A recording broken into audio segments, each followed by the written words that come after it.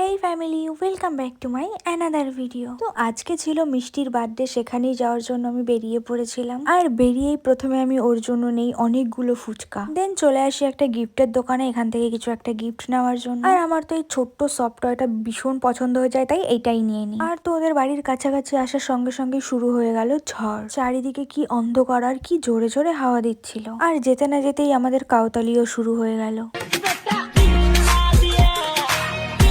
বাড়িতে ঢুকেই দেখি এই দুজন বাইরে দাঁড়িয়ে আছে, তাই এদের সাথে একটু কথা বলে নিয়ে চলে গেলাম ঘরে। আর ফুচকা দেখে মিষ্টির রিয়াকশনটা জাস্ট তোমরা একটু দেখো। এত বড় হা করেছে যে সবগুলো ফুচকাও একবারেই খেয়ে নেবে। ফুচকা পেলে এই মহিলার আর কিচ্ছু লাগে না।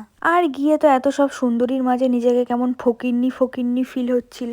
আর এই ছেলের ঢং তো মুটে শেষ হয় না। যাই হোক, দেখো বলেছিলাম ফুচকা পেলে আর কিচ্ছু লাগে না। কেক কাটা হয়নি এখনো পর্যন্ত, আগে ফুচকা নিয়ে বসে পড়েছে। এরই মধ্যে জোরসোর বৃষ্টিও নেমে পড়ে আর আমরা এখানে তিনজনা শুয়ে শুয়ে আড্ডা দিচ্ছিলাম। আর এখানে মৌ বাদরের মতো ভিক্ষি দেওয়ার চেষ্টা করছিল। এখানে এক একজন এক এক রকমের অবতার। যাই হোক, চলো এখন কেক কাটা হবে। এই সব কিছুর মধ্যে আমরা রিয়াকে বড্ড মিস করছিলাম, কারণ ও গেছিল ঘুরতে। তো যাই হোক, বার্থডে কেক কাটা হয়ে গেছে। আর এখানে আমি পায়েস খাবো না বলেছি জন্য কাকিমা আমাকে পায়েস খাওয়াতে চলে এসছে। আর এদিকে মৌ দিচ্ছিল কেক সবাইকে। আর কেক দিতে দিতে দেখো নিজের পায়েও কেক মাখিয়ে নিয়েছি।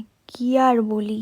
যাই হোক, এবার বসে পড়েছি খেতে, কারণ বাড়ি থেকে অনেকবার ফোন করছে বাড়ি যেতে হবে, কারণ রাত হয়ে গেছে গাইজ, রাত। তো ঝটপট করে আমি আর ভাই আর এই বনুরা সবাই মিলে বসে পড়েছিলাম খেতে। ঝটপট খাওয়া দাওয়া করে নিয়ে সবাইকে টাটা করে দিয়ে আমিও বেরিয়ে পড়লাম বাড়ি আসার জন্য। আর বাড়ির থেকে বেরিয়েই একটুখানি খেটেছি আর আমার জুতোটা ছিঁড়ে গেছে। বাইরে বেরোলেই আমার জুতো ছিঁড়ে যায়, কি জ্বালা।